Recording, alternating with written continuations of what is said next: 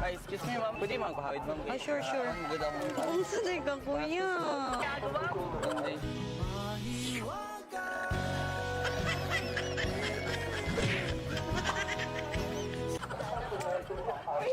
Say pangalan niyo, ma'am. Sophia. Ako din si Joel.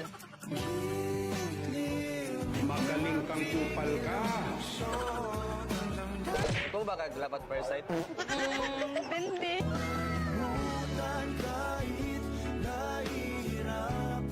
Yes.